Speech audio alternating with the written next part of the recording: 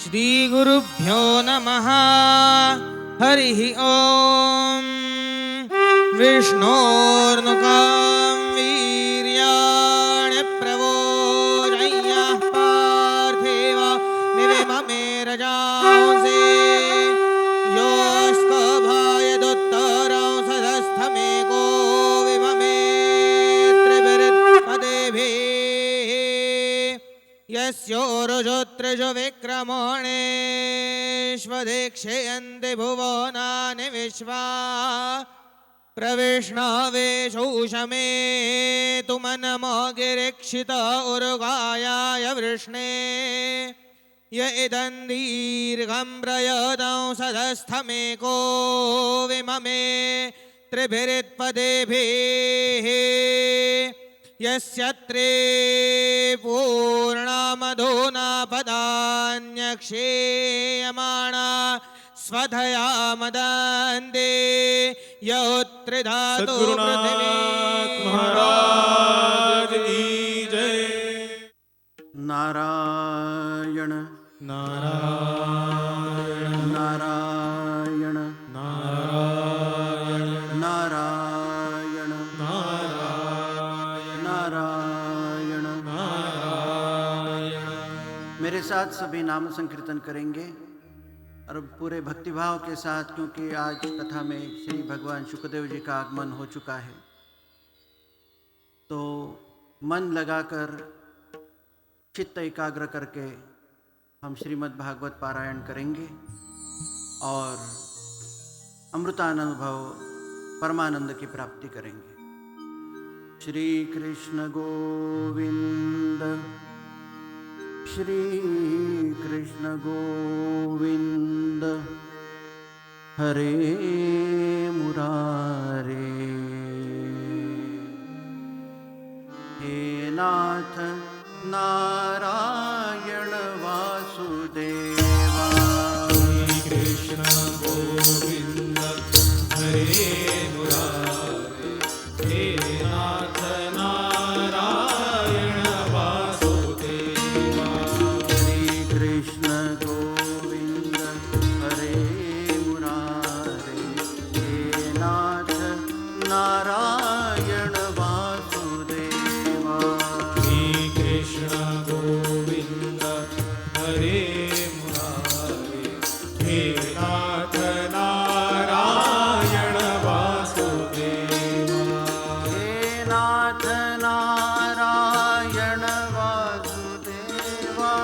हे नाथ नारायण वासुदेवा। हे नाथ नारायण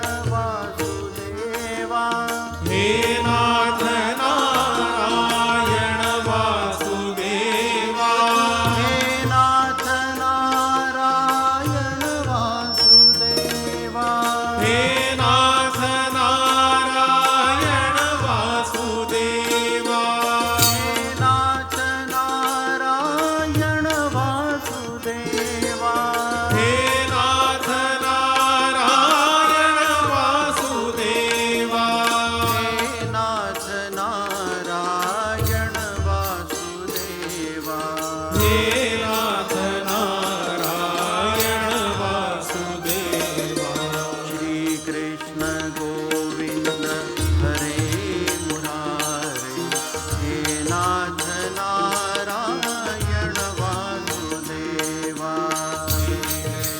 गोविंद हरे मुरारे। हे नाथ नारायण वासुदेवा। राम कृष्ण जय कृष्ण दयाळा। राम कृष्ण जय कृष्ण दयाळा। देवनाथ गोविंद गोपाला। देवनाथ गोविंद गोपाळा। देवनाथ गोविंद गोपाला। देवनाथ गोविंद गाइए। गोपाळा। अच्युतं केशवं राम नारायणम्। अच्युतं केशवं राम नारायणम्। अच्युतं केशवं राम नारायणम्। अच्युतं केशवं राम नारायणम्। कृष्ण दामोदरं वासुदेवं हरि कृष्ण दामोदरं वासुदेवं हरि कृष्ण दामोदरं वासुदेवं हरि कृष्ण दामोदरं वासुदेवं हरि वासुदेवं हरि वासुदेवं हरि वासुदेवं हरि वासुदेवं हरि कृष्ण दामोदरं वासुदेवं हरि कृष्ण जय हो दामोदरं वासुदेवं हरि श्रीधरं माधवं गोपिका वल्लभं श्रीधरं माधवं गोपिका वल्लभं श्रीधरं माधवं गोपिका वल्लभं श्रीधरं माधवं गोपिका वल्लभं जानकीनायकं रामचन्द्रं भजे जानकीनायकं रामचन्द्रं भजे रामचन्द्रं भजे रामचन्द्रं भजे रामचन्द्रं भजे रामचन्द्रं भजे जानकीनायकं रामचन्द्रं भजे जानकीनायकं हे गोविंद भजे हरे राम राम राम हरे हरे हरे राम राम राम हरे हरे हरे राम राम राम हरे हरे हरे राम राम राम हरे हरे राम राम हरे हरे राम राम हरे हरे राम राम हरे हरे राम राम हरे हरे राम राम हरे हरे राम राम हरे हरे राम राम हरे हरे राम राम हरे हरे राम राम हरे हरे राम राम हरे हरे राम राम हरे हरे राम राम हरे हरे हरे राम राम राम हरे हरे हरे राम राम राम हरे हरे हरे कृष्ण कृष्ण कृष्ण हरे हरे हरे कृष्ण कृष्ण कृष्ण हरे हरे हरे कृष्ण कृष्ण कृष्ण हरे हरे हरे कृष्ण कृष्ण कृष्ण हरे गाइए श्री कृष्ण गोविंद हरे मुरारे हे नाथ नारायण वासुदेवा जय हो हरे मुरारे हे नाथ नारायण वासुदेवा श्री कृष्ण गोविंद हरे मुरारे श्री कृष्ण गोविंद हरे मुरारे श्री कृष्ण गोविंद हरे मुरारे श्री कृष्ण गोविंद हरे मुरारे हे नाथ नारायण वासुदेवा हे नाथ नारायण वासुदेवा हे नाथ नारायण वासुदेवा हे नाथ नारायण वासुदेवा हे नाथ नारायण वासुदेवा हे नाथ नारायण वासुदेवा ओ अच्युताय नमः अनंताय नमः अच्युताय नमः अनन्ताय नमः अच्युताय नमः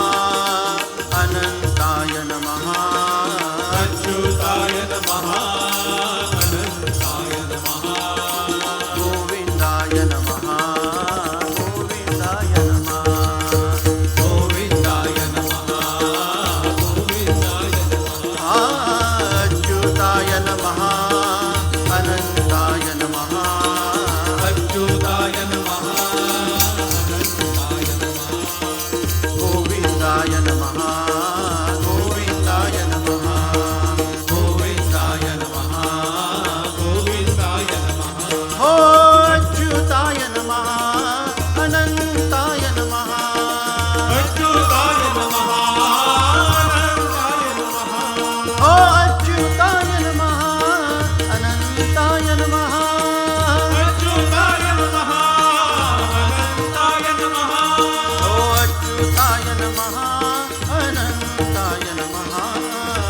अच्युताय नमः अनंताय नमः गोविंदाय नमः गोविंदाय नमः गोविंदाय नमः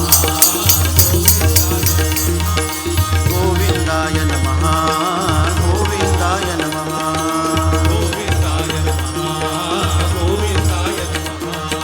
गोविंदाय नमः गोविंदाय नमः गोविंदाय नमः गोविंदाय गोविंदाय नमः गोविंदाय नमः बोलिए गोविंदाय नमः गोविंदाय नमः बोलिए गोविंदाय नमः गोविंदाय नमः गोविंदाय नमः गोविंदाय नमः बोलिए गोविंदाय नमः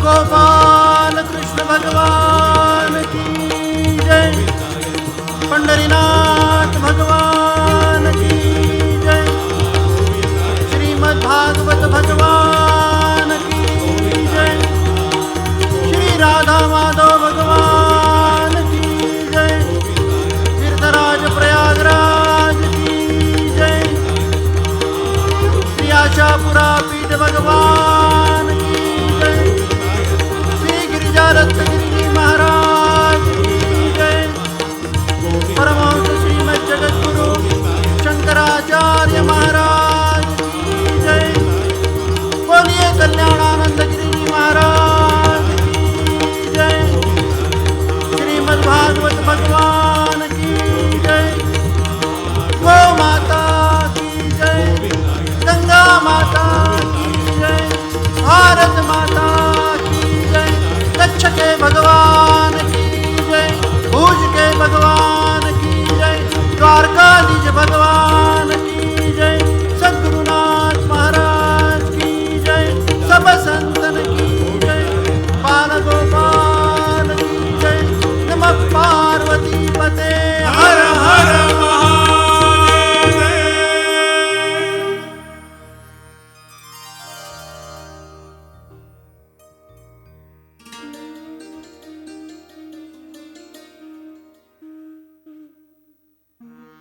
कृष्णाय वासुदेवाय हरये परमात्मने प्रणतक्लेशनाशाय गोविन्दाय नमो नमः नमो भगवते तुभ्यं वासुदेवाय धीमहि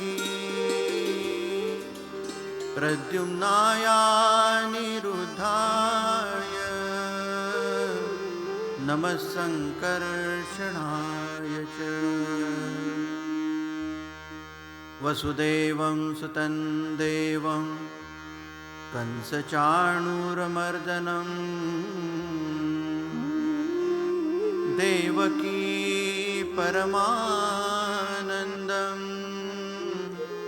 कृष्णं वन्दे जगद्गुरुम्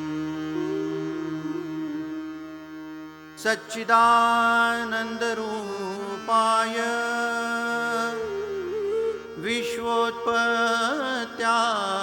विश्वोत्पत्त्यादिहेतवे तापत्रय विनाशाय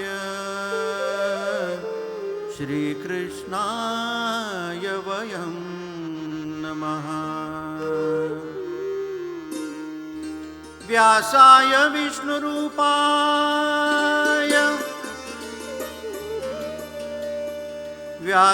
व्यासाय विष्णुरूपाय व्यासरूपाय विष्णवे नमो वै ब्रह्म विधये वसिष्ठाय नमो नमः।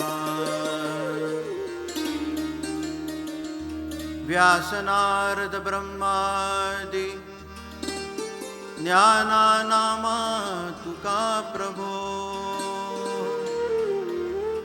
एका जनार्दनं वन्दे देवनाथ मनोहरम्। यं प्रवज्जन्तनुपेतमपेतकृत्यं द्वैपायनं विरह कातर आजुहाव। पुत्रेति तन्मयतया तरवोऽभिनेन्दु तं सर्वभूतहृदयं मुनिमानतोऽस्मि।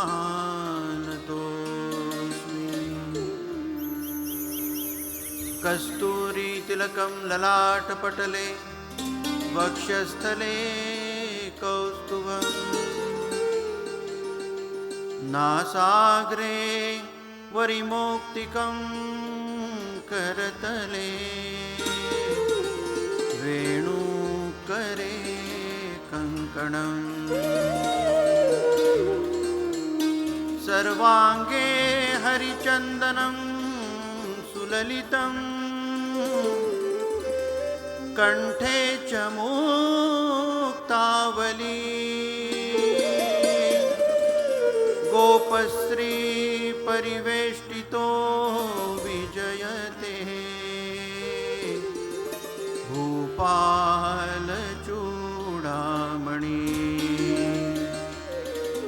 भूपालचूडामणि।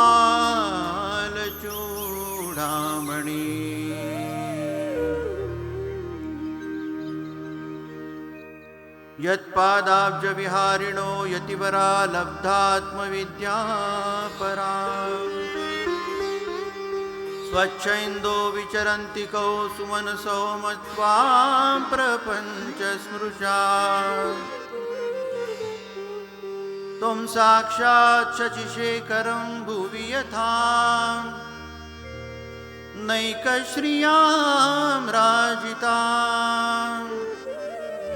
श्रीमद्वासुदेवानन्द सरस्वती प्रतिभजे ज्योतिर्मठाधीश्वरम्। गोपाल कृष्ण भगवान की जय। श्री राधा माधव भगवान की जय। श्री मंजरी माधव भगवान की जय। श्री आशापुरा मात की जय। श्री आशापुरा पीठ श्री पीठ की जय। श्री कच्छ के भगवान की जय। श्रीमद्भागवत भगवान की जय। श्रीमद् गिरिजादत्त गिरिजी महाराज की जय। श्रीमद् जगद्गुरु शंकराचार्य स्वामी महाराज की जय। श्रीमद् कल्याणानंद गिरिजी महाराज की जय। श्री देवनाथ महाराज की जय। सद्गुरुनाथ महाराज की जय। सब संतन की जय। भक्त प्रसविणी भारत माता की जय।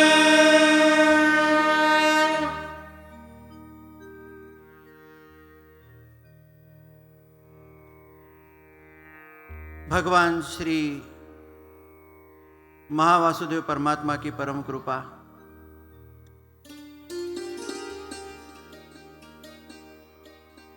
श्रीमद् भागवत के परमानंद कथा के परमामृति कथा के भक्ति प्रवाह में हम सब सरोबार हो रहे हैं। और कल हमने देखा कि श्री शुकदेव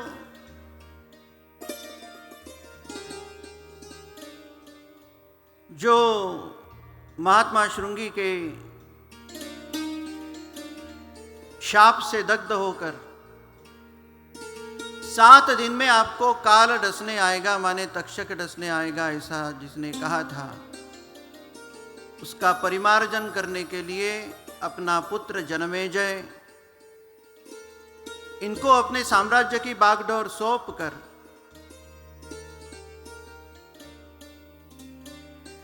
श्री क्षेत्र शुकताल जो गंगा जी के तट पर है, उसके वटवृक्ष की छाया में संतों के श्री चरणागत होकर अपने उद्धार और अपने मोक्ष की कामना करते करते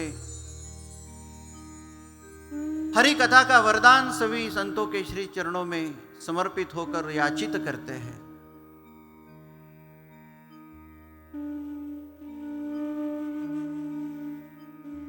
और उस समय अचानक श्री शुकदेव जी का आगमन हो जाता है। कभी कभी जीवन में ऐसे संजोग अचानक आ जाते हैं कि अचानक वो मिल गए, अचानक वो मिल गए, अचानक ये मौका आ गया। जन्म भी बालक के लिए अचानक होता है, जीव के लिए मृत्यु भी अचानक होता है, जीव के लिए कृपा भी अचानक होती है, और यश अपयश की भाषा भी जीव के जीवन में अकस्मात ही आती है। सभी घोष करेंगे, परम पूजनीय राष्ट्रीय स्वयंसेवक संघ के श्रीमद सरसंघ चालक जी का आगमन हो चुका है। भारत माता की जय, आशापुरा मात की जय।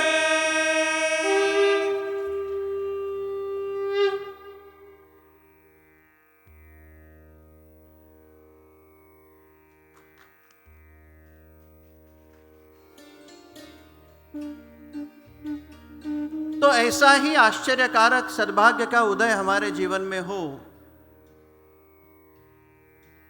और उस आश्चर्यकारक कृपा का उदय होने के लिए क्या करना चाहिए, उसके जीवन यापन की विधि, उसका तंत्र, उसका मंत्र, उसका उपबोध और बोध श्रीमद् भागवत के द्वारा हमें होता है। और इसी कारण कहीं कहा है, श्रीमद्भागवतम पुण्यमायुरारोग्य पुष्टिदम पठनात् श्रवणात् वापि सर्वपापै प्रमुच्यते। उसका पठन, उसका श्रवण, उसका मनन हमारे लिए सभी पापों का विमोचन के लिए बहुत हो जाता है। और ऐसा ही भाग्योदय शायद परीक्षिति का होगा कि परीक्षिति गौ को दोहन करते हैं, इतना इस समय किसी भी जगह रुकते हैं, लेकिन आज परीक्षिति के भाग्योदय के लिए, उस पर गुरु कृपा का वर्षाव करने के लिए, भारत के सार्वभौम सम्राट का जीवन उदय और समर्पण अंत कैसा हो, शायद उसकी कृपा करने के लिए ही संपूर्ण 7 दिन श्री शुकदेव परीक्षिति के सम्मुख रहते हैं। किसी ने पूछा कि श्री शुकदेव इतना समय परीक्षिति के पास क्यों रहते हैं? ये पहले बार था ऐसा कुछ अवसर। तो कहा गया है कि वर्यानेशते प्रश्न कृतो लोकहितम नृपः। परीक्षिति का जीवन लोकहित के लिए था। मनसा सततम स्मरणीयम वचसा सततम वदनीयम लोकहितम मम करणीयम, लोकहितम मम करणीयम। आत्मविद सन्मत पूसाम श्रोतव्यादिषु यः परः। तो ऐसे लोकहित करने वाले के लिए तो भगवान अपने नियम तोड़ देते हैं। सत्पुरुष अपनी परंपरा का भी कम ज्यादा कर लेते हैं, लेकिन लोकहित करने वाले व्यक्ति को सम्मान भगवान के भी दरबार में है और संतों के भी दरबार में है। और इस कारण शुकदेव अपना ही स्वयं का उत्तर उसे दे देते हैं और कहते हैं, 7 दिन में रुकूंगा। तो परीक्षित ने बालकवत प्रश्न पूछा कि क्या 7 दिन में मेरा उद्धार होगा भगवान? तो श्री शुकदेव कहते हैं कि इसमें क्या संशय है? देव कार्य में, देश कार्य में, धर्म कार्य में जिसका जीवन यापन होता है, और परीक्षित, मैं इसका उदाहरण बताऊं। खटवांग राजा जो था भगवान रामचंद्र जी के कुल में, वंश में, उसके पास तो एक घटिका केवल थी। उसका भी उद्धार यदि हम कर सके तो तेरी क्या बात है। तेरे पास तो 7 दिन है। बस मैं जो कहूंगा वैसी परिस्थिति अपने बचे हुए काल की और वैसी मनस्थिति बना लेना। खटवांग राजा ने क्या किया था? जब देवताओं ने उनसे पूछा, श्रीमद् जगत गुरु शंकराचार्य स्वामी महाराज की जय। श्रीमद् ज्योतिष पीठाधीश्वर भगवान श्री का आगमन हुआ, जो साक्षात परम भागवत है, और उनके सम्मुख विराजमान भी परम श्रद्धेय मोहन जी भागवत ही है। हम दोनों को श्रद्धापूर्वक प्रणाम करेंगे। नमः पार्वती पते हर हर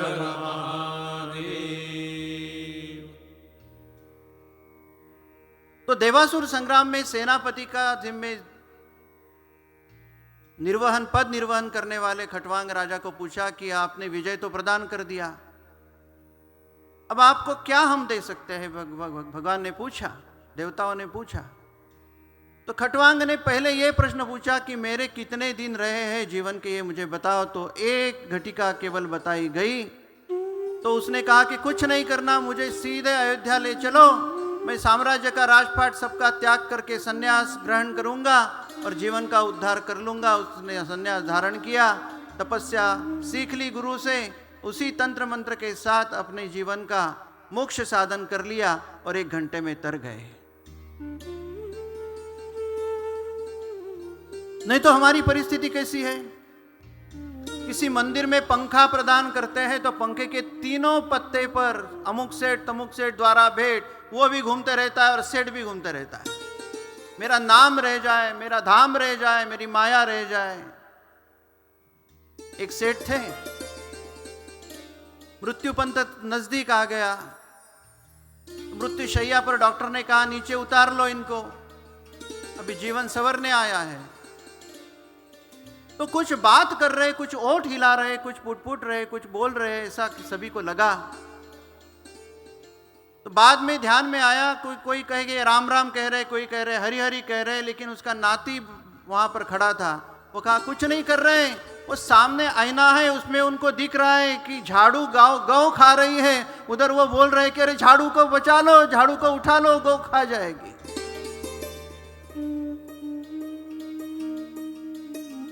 गीता तो कहता है कि गृहात प्रवज्यतो धीर पुण्य तीर्थ जलाप्लुता शुचो विविक्तासीनो विधिवत कल्पितासने। मृत्यु का समय आने पर मनुष्य घबराए नहीं, असंग शस्त्रेन दृढ़ेन छित्वा, परम वैराग्य धारण करने से और सभी माया को उस असंग के कैंची से काट देने से ही व्यक्ति माया विमोह हो जाता है और भगवान से एक रूप हो जाने में सफल होता है।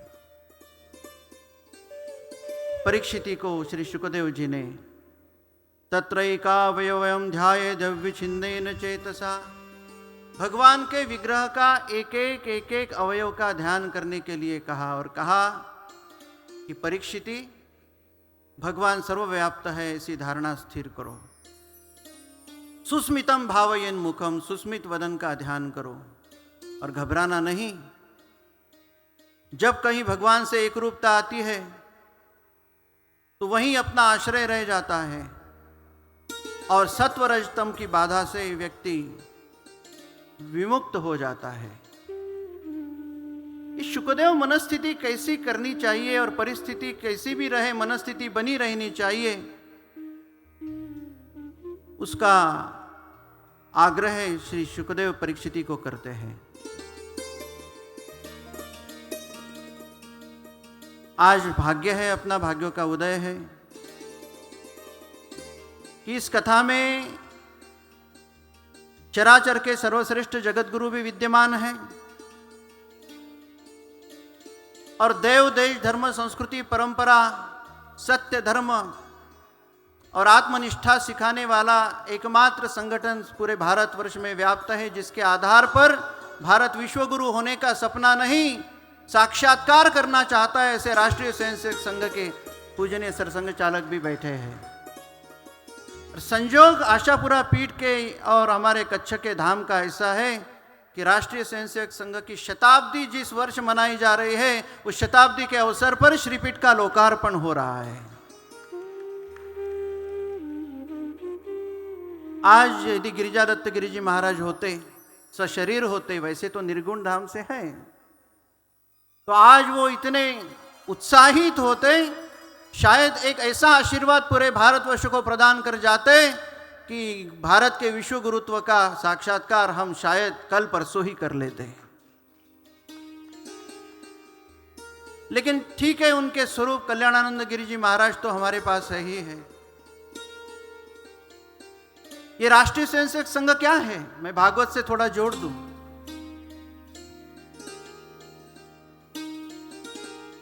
एक जगह ऐसा कहा है, भगवान ने कहा है,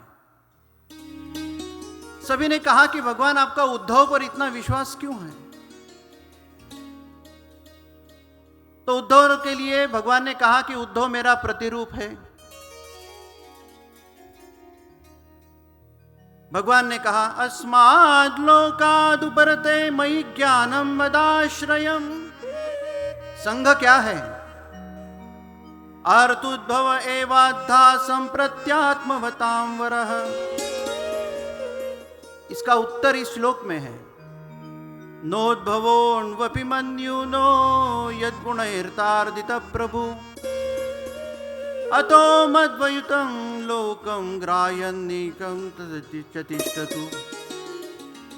भगवान कहते हैं कि उद्धव पर मैं इस कारण विश्वास करता हूं कि हे भक्तों, मेरे इस लोक से चले जाने के पश्चात उद्धव ही मेरे ज्ञान की रक्षा करेंगे, ऐसा मेरा विश्वास है। भगवान को इतना राष्ट्रीय स्वयंसेवक संघ पर विश्वास है कि मेरे पश्चात इस राष्ट्र की गरिमा को वे ही संभाल सकेंगे, इसका विश्वास जगत गुरु गोपाल कृष्ण को है। और दूसरा वाक्य कहा, नोद्भवोऽन्वपि मन्युनो यद्गुणैर्नार्दितः प्रभु। मुझसे समाज के संगठन के, भक्त लोगों के संगठन से के संदर्भ में, भक्ति लोग का रक्षण करने के संदर्भ में, मूल्य सिद्धांत की प्रतिष्ठा बनाए रखने के लिए जो मैं कर सकता हूं वो उद्धव कर सकता है, ऐसा मेरा विश्वास है। वही विश्वास आज राष्ट्रीय स्वयंसेवक संघ पर हम सभी का है।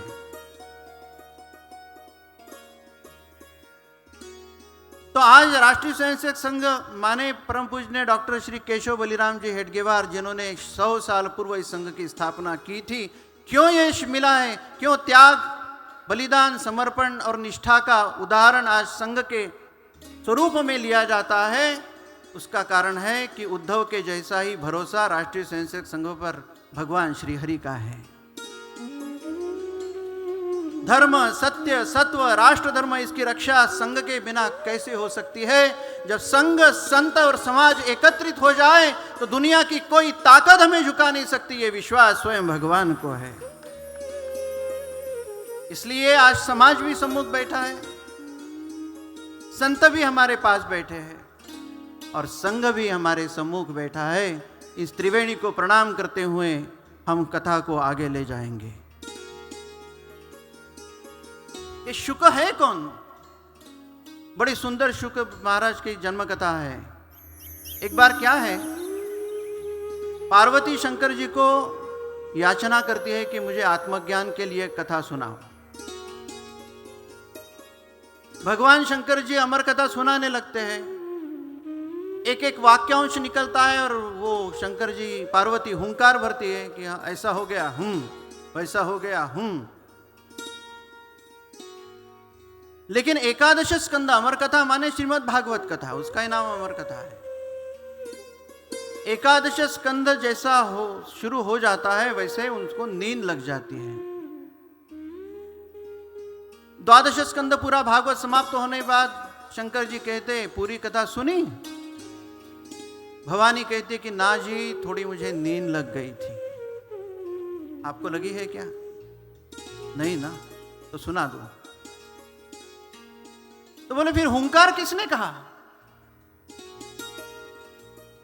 तो भवानी देखती है कि उसके बगल में एक अंडा है तोते का। उस तोते के अंडे से शावक माने उसका बच्चा हुंकार भर रहा था, कुछ तो भी सुन रहा था और वो अंडा डोल रहा था। शंकर जैसे उसे उठाने के लिए गए तो उसमें से वो शावक निकल गया और दौड़ने लगा। शंकर पीछे, शंकर जी पीछे और शावक आगे आगे चल रहा। और वैसे ही व्यास पत्नी, जिसको कहीं पिंगला कहीं अरणी नाम से पुकारते हैं, वो सूर्य नारायण जी को अर्घ्य दे रही थी। उसने आ कर दिया, उसके मुख से पेट में चले गए। व्यास जी की पत्नी की पेट में गई, ऐसी कहावत तो है। दूसरा एक ऐसा भी कहना है, राधा ने अवतार लेते समय ऐसा कहा कि मेरे गुरुदेव श्री शुकदेव हैं, क्योंकि वो निस्पृह और हम एकात्म हुए हैं। तो मेरे अवतार के साथ साथ मुझे शुकदेव जी का भी अवतार चाहिए। तो वियोग होकर राधा जी का विकल होके वही शुकदेव शिवजी के आश्रम में वहां गिर गए, जहां शिव पार्वती का संवाद हो रहा था। और ये स्थिति मैंने बताई उस संवाद के समय में क्या थी। उसके अनुसार वो व्यास पत्नी जी के मुख में जाते हैं। और आगे 12 साल बाद व्यासदेव की विनंती याचना चलती रहती है, अरे बेटा बाहर तो आजा, बाहर तो आजा। तो बोले मैं नहीं आता, माया मोह ग्रहण ग्रस लेगा और मुझे कष्ट होंगे। मुझे तो भक्ति के आनंद में, निर्मल आनंद में डूब जाना है, मैं नहीं आऊंगा बाहर।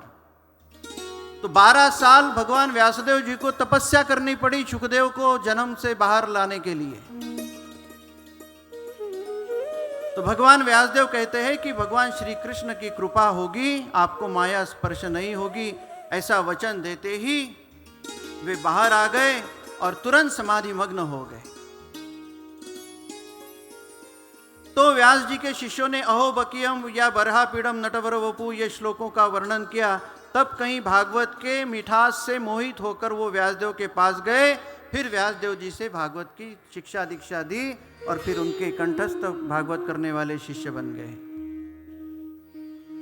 वही व्यासदेव आज श्री शुकदेव को श्रीमद् भागवत की कथा सुना रहे।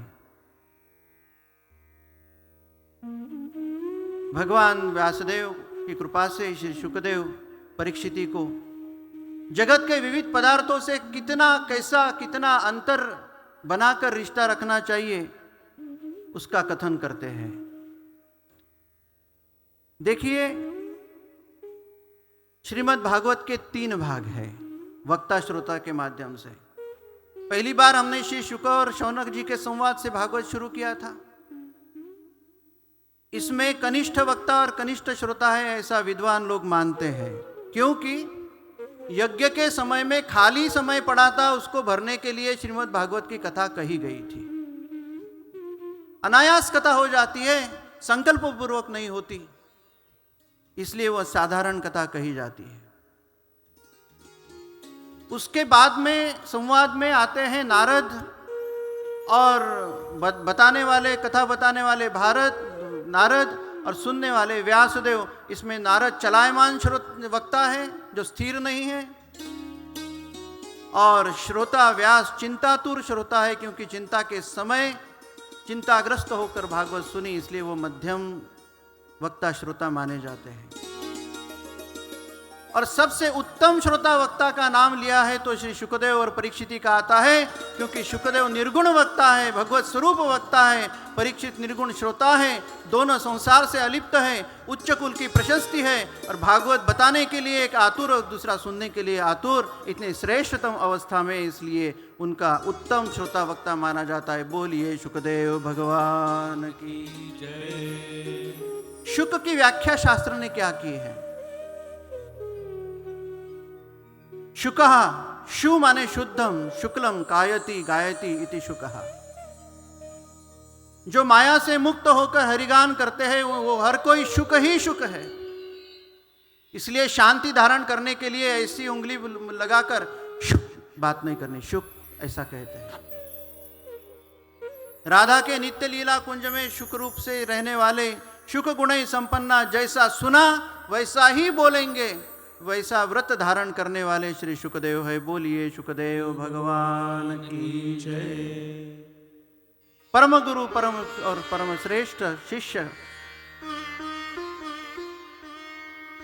इसलिए कहते हैं सदगुरु साधन मोक्ष उदारा, सोहित जानत विविध प्रकारा, गुरु शरणागत जेहि सिधारे,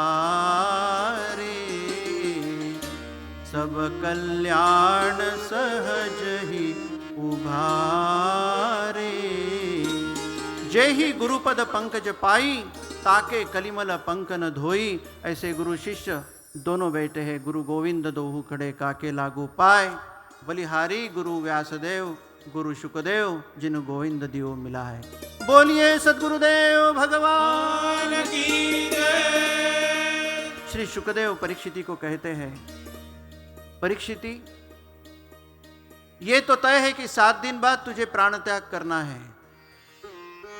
मैं तो उससे भी अच्छी कला तुझे सिखाऊं। प्राण का त्याग हम करेंगे, प्राण हमें नहीं त्याग लेगा। प्राण का त्याग हम करेंगे, शरीर का त्याग हम करेंगे। भगवान से एक रूप होकर इंद्रिय और देह त्याग कैसे करना, और करने से क्या होता है परीक्षित?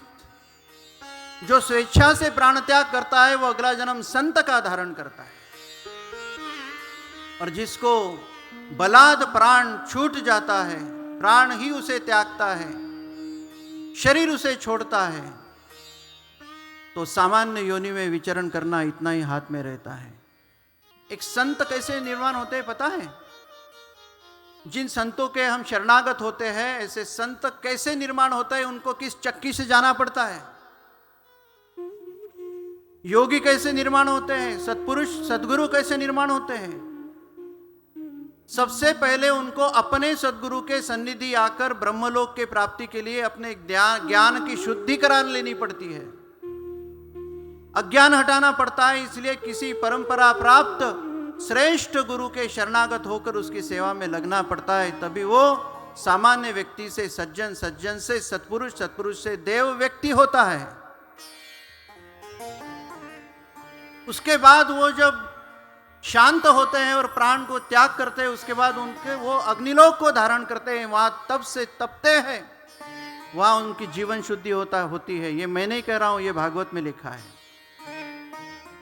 उसके बाद दूसरा जन्म लेकर उनको महरलोक में भेजा जाता है। एकदम से संत निर्माण नहीं होते, महरलोक में देवता सानिध्य प्राप्त करना पड़ता है, बाद में सत्यलोक में जाना पड़ता है, भेजा जाते हैं उनको कृपा पूर्वक। वहां सत्य रूप होना पड़ता है, सत्य की आराधना करनी पड़ती है, और सत्यम परम धीमहि का साक्षात्कार कर लेना पड़ता है। और उसके बाद में भगवान कहते हैं कि जाओ मेरा स्वरूप धारण करके पृथ्वी पर विचरण करो, और मुझे जो कार्य अवतार लेने के बाद करना है वो आप करो। इस कारण संतों के द्वारा आशीर्वाद पूर्वक चमत्कार भी घटते हैं। गोपाल कृष्ण भगवान की जय। निर्लेप जीवन जीना संतों का यूं ही नहीं होता, इतने तपपूत होकर उनको निकलना पड़ता है। परंतु आसान क्या है? संत जीवन माने हरि श्रवण स्मरण कीर्तन करते करते दोनों कानों से हरि कथामृत पीना, यही जिनका स्वभाव होता है। हरि जो चाहता है वही मेरे जीवन में घटे, ऐसा जिनका संकल्प होता है, और उस संकल्प ही उन्हें आनंद होता है। पिबन्ति ये भगवत आत्मन सताम कथामृतम श्रवणपुटेषु संवृतम, पुनन्ति ते विषय विदूषिताशयम, व्रजन्ति तच्चरण सरोरुहान्तिकम। संत पुरुष आत्मस्वरूप भगवान की कथा का अमृतपान सदा करते हैं। और परीक्षिति श्री शुकदेव कहते हैं कि ऐसे कई संतों का, सत्पुरुष का और देवताओं का निर्माण विविध कारण के लिए भगवान करते रहते हैं कृपा पूर्वक। आज मैं तुझे प्राप्त हो चुका हूं, और तुझे मैं प्राप्त होना और मैंने तुझको प्राप्त होना, यह भी तय है। ये भगवान की लीला समझ, ये अनायास नहीं हुआ, क्योंकि अनायास मैं कुछ करता नहीं, ना अनायास तू कुछ करने का अधिकारी है। नाना प्रकार की देवताओं का निर्माण किस लिए किया जाता है? हर चीज हर देवता से नहीं मिलती, हर चीज हर संत से नहीं मिलती। तेज चाहिए तो अग्नि की उपासना करो, अग्नि देवता का निर्माण है। धन चाहिए तो वसु का पूजन करो, वसु की आराधना करो। वीरता चाहिए तो रुद्र की आराधना करो। अन्न प्राप्ति चाहिए तो अदिति की आराधना करो। स्वर्ग चाहिए तो अदिति पुत्रों की कामना करो। राज्य चाहिए तो विश्व देवता की आराधना करो। अनुकूल प्रजा चाहिए तो साध्य देव की आराधना करो। ऐसे कितने कितने देवता। आयुष कामो श्विनो देवो पुष्टि काम इलाम जदे प्रतिष्ठा काम पुरुषो रोदसी लोक मातरो। परम सुख का यदि आप चाहते हो तो देश की धारणा करो, देश की उपासना करो। इसलिए रोदसी लोक मातरो, भारत माता ये लोक माता ही है। विविध प्रकार का ज्ञान परीक्षित को श्री शुकदेव दे रहे हैं, लेकिन सब प्रकार की धारणा करते करते मन, मानसिकता, अंतःकरण और हृदय भगवान के स्वाधीन यदि नहीं करते करते, यदि समाज जीवन रहे, देश कारण रहे, धर्म कारण रहे, सेवा कारण रहे, लेकिन भगवान पर निष्ठा नहीं, तो वो कुछ काम का नहीं। या तो उस अपने क्षेत्र को, कार्य क्षेत्र को देवता माने, या स्वयं देवता के अधीन होकर ये कार्य करे। वो भगवान शंकराचार्य जी कहते हैं ना, शरीरम स्वरूपम यथावा कलत्रम यशश्चारु चित्तम धनम मेरु तुल्यम मनश्चैव लग्नम गुरुरंद्रिपद में ततक्किम ततक्किम ततक्किम ततक्किम। सब यश मिले, सब कार्य मिले, सब ध्येय मिले, सब सत्पथ मिले, लेकिन मन यदि मैं किसकी धारणा से कार्य कर रहा हूं इस पर यदि निश्चित नहीं है तो उसका कोई लाभ नहीं हो सकता। ऐसे श्री शुकदेव परीक्षित को समझा रहे हैं। और परीक्षित का प्रश्न है, भगवान ने सृष्टि रचना क्यों की? भगवान कैसे की? भगवान ऐसा क्यों करते हैं कि सृष्टि बनाते हैं, संसार की रचना करते हैं, और दिवाली में जैसे किला बनाते हैं बच्चे और फटाका लगाकर उसको फोड़ देते हैं और चिल्लाते हैं, वैसे ही उसका प्रलय और अंत भी कर देते हैं। ऐसा क्यों होता है? क्यों अवतार लेते हैं? क्यों अवतार समापन भी करते हैं? तो श्री शुकदेव कर कहते हैं कि इसके लिए तुझे, इसी कारण मैं सभी शंका का निवारण करने के लिए श्रीमद् भागवत की कथा सुना रहा हूं। और जैसे श्रीमद् भागवत की कथा का प्रादुर्भाव श्री शुकदेव करने लगते हैं, वैसे ही उनको अपने गुरुदेव की याद आती है। श्री शुकदेव की गुरुदेव है श्री राधा। यद्यपि श्रीमद् भागवत में प्रत्यक्ष रूपेण राधा जी का नाम कहीं नहीं है, दिखता तो नहीं है। जिन खोजा तिन पाया, राधा का स्वरूप जरूर मालूम पड़ता है। अनुभव भी आता है कि राधा जी जहां श्रीमद् भागवत कथा है वहां पर विराजमान है, लेकिन दिखती नहीं, लेकिन उच्चारण शब्दोच्चारित होती नहीं। तो शुकदेव तनिक रुकते हैं, उनकी आंख में आंसू है। कहते हैं कि शिष्य को जब सदगुरु की याद आए, क्रांतिकारक को जब मातृभूमि की याद आए, भक्त को जब भगवान की याद आए, तो उसके प्रेम की पहली निशानी है उसके आंख में आंसू आते हैं। वाग गदगदाद्रवसी यस्य चित्तम रुदत्ते विक्ष्मं हससी क्वचिच्च। उसकी वाणी गदगद हो जाती है, उसकी आंखों में आंसू आते हैं, आंखों में ध्येयवाद की रोशनी आती है और मन में सेवा का भाव उमड़ आता है। वैसा ही श्री शुकदेव जी का हुआ और राधा जी की याद उन्हें आती है। राधा ही राधा दिखाई पड़ती है। एक क्षण पर वो चुप हो जाते हैं, आंखें मूंद लेते हैं, रोने लगते हैं, शरीर का आक्रंदन होना हो जाता है और सभी भाव उनके चेहरे पर दिखाई पड़ते हैं। कैसी स्थिति है उनकी, सुंदर वर्णन है। राधा पुरस्फुरति पश्चिमस्त राधा, राधादि सव्यमिह दक्षिणस्तश्च राधा, राधा खलु क्षितितले गगने च राधा, राधामयी मम बभूव कुतस्वलोकी। उनको राधा दक्षिण में, वाम भाग में, सामने, ऊपर, नीचे, राधा दिसव्य मिह दक्षिणस्तश्च राधा। राधा ही राधा, जहां देखो जित देखो उत राधामयी है, राधामयी है, राधामयी है। जब किसी के सामने कुछ आकर्षण रखा जाए और सामने उसके परम प्रिय सद्गुरु या भगवान दिखे तो वो किस ओर भागेगा। राधिका जैसे उपस्थित होने के लिए श्री शुकदेव जी के कथा में अपना अधिष्ठान देती है प्रसाद स्वरूप। और क्यों ना आए राधा जी। श्री शुकदेव वैसे ब्रह्मवेत्ता वक्ता है। ब्रह्मवेत्ता वक्ता कैसा होता है? बोलता तो कोई भी है, बताता तो कोई भी है, लेकिन जो वक्ता की स्थिति श्री शुकदेव जैसी है, उसके मुख से साक्षात कुछ भी शब्द निकले तो उसका उच्चारण नारायण ही सुनाई देता है। वाचो वेगम मनस क्रोध वेगम विदित्सा वेगम उदरोपस्थ वेगम एतान वेगान्यो विशदेहुदुदीर्णास्तम तम मन्येहम ब्राह्मणं वै मुनिंच। जिसमें यह ताकत है कि अपने वाणी का वेग चाहिए तब वो रोक दे। बड़बोले तो सभी होते हैं। जिसमें यह ताकत है कि मन का वेग जब चाहे तब रोक दे, जब चाहे वो अपने कार्य की स्थिति, कार्य का वेग और कार्य का अवसर चाहे तब वो रोक दे, चाहे तब वो शुरू कर दे। अपने उदर का और जीवा के चटोरेपन का वेग चाहे तब रोक दे, चाहे तब शुरू कर दे। और अपने उपस्थ और इंद्रिय का वेग चाहे जब रोक दे, चाहे जब शुरू कर दे, वही वक्ता ब्रह्मवेत्ता होता है। गोपाल कृष्ण भगवान की। ये सब जिनके स्वाधीन और अधीन है, ऐसे ब्रह्मवेत्ता वक्ता श्रीमद् महाभागवत श्री भगवान शुकदेव है। महाभारत के शांति पर्व के 299 अध्याय में ये लिखा है। ये राधा है कौन?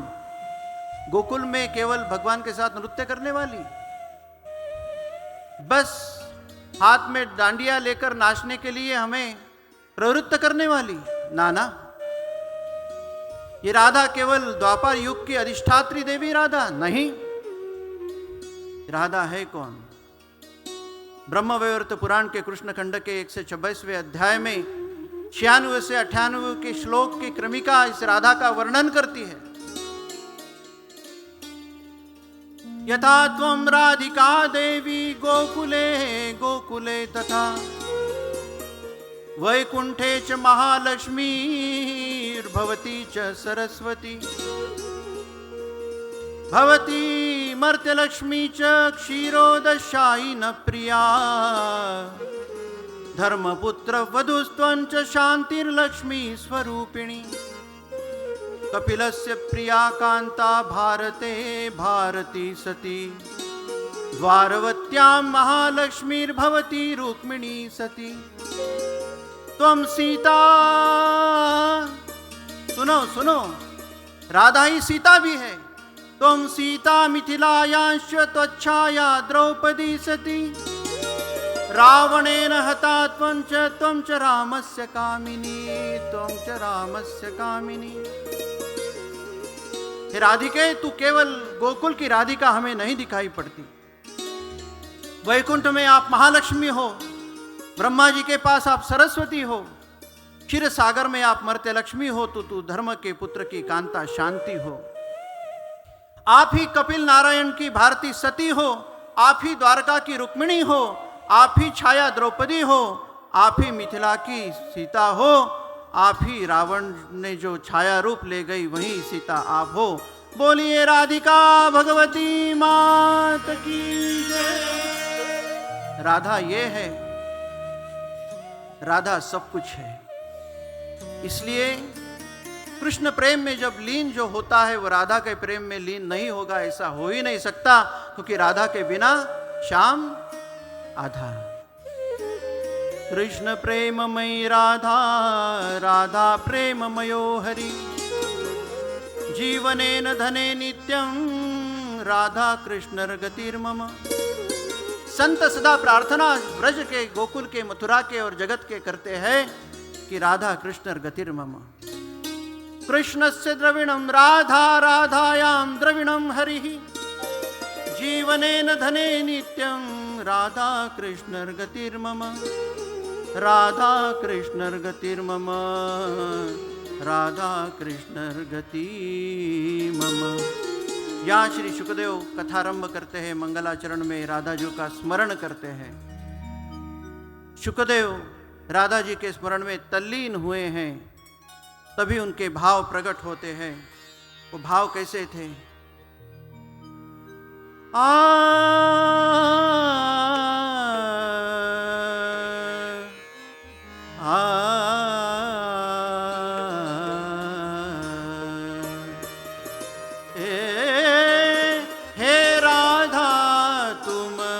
प्राण हमारे, हे राधा प्राण हमारे, हे राधा प्राण हमारे, हे राधा प्राण हमारे। तुम बिन श्री हरि होत न हमरे। तुम बिन श्री हे राधा तुम प्राण हमारे, हे राधा प्राण हमारे, हे राधा तुम प्राण हमारे। गाइए गाइए गाइए, जीवन चला जाएगा। हे राधा तुम प्राण हमारे। हे राधा, हे गोविंद, राधा जी आपकी कृपा नहीं होगी तो श्री कृष्ण की प्राप्ति, दर्शन, साक्षात्कार नहीं होने वाला। आप ही कृपा करो तो कृष्ण की झांकी दिख जाए।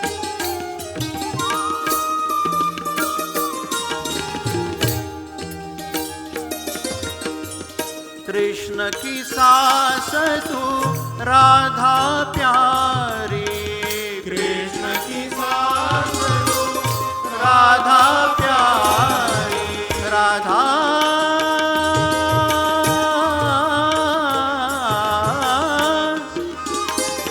राधा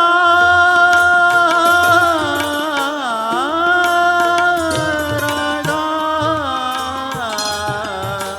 कृष्ण की सास तू राधा प्यारी। कृष्ण की सास तो राधा प्यारी। तुम बिन सूखी जमुना प्यारी। तुम बिन सूखी जमुना प्यारी। तुम बिन सूखी जमुना प्यारी। तुम बिन सूखी जमुना प्यारी। तुम बिन बंसी, तुम बिन बंसी बंसी।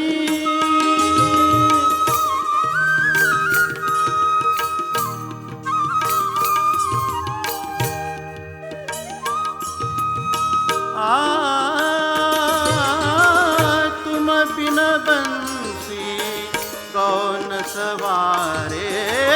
तुम बिन बंसी कौन सवारे।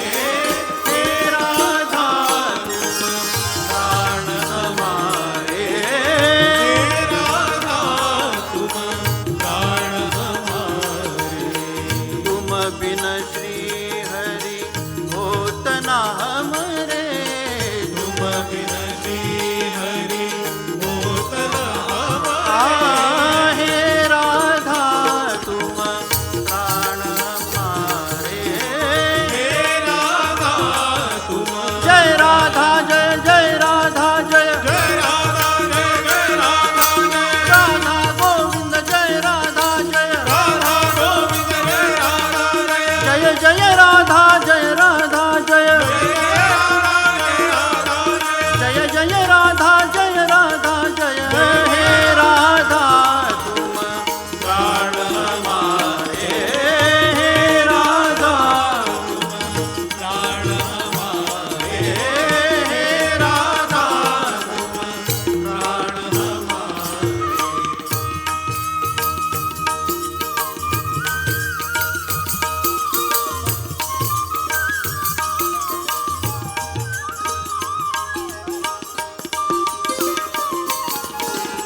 राधे हे गोविंद।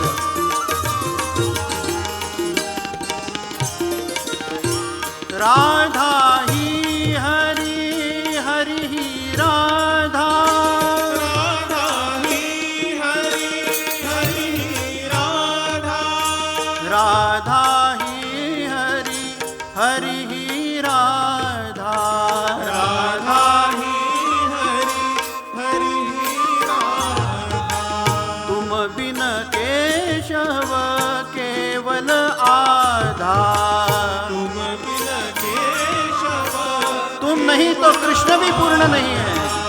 राधे राधे कृष्ण मुरारे, राधे राधे कृष्ण मुरारी, राधे राधे कृष्ण मुरारे, राधे राधे कृष्ण मुरारी, हे राधे राधे राधे राधे कृष्ण मुरारे, राधे राधे कृष्ण मुरारी। हे राधा प्राण हमारे, हे राधा प्राण हमारे, तुम बिन श्री हरि होत न हमरे, तुम बिन श्री हरि होत न हमारे, हे राधा तुम प्राण हमारे, हे राधा तुम प्राण हमारे, हे राधा हे राधा तुम, हे राधा तुम प्राण हमारे। राधा गोविंद भगवान की। की जय। श्री शुकदेव कहते हैं नारद जी को,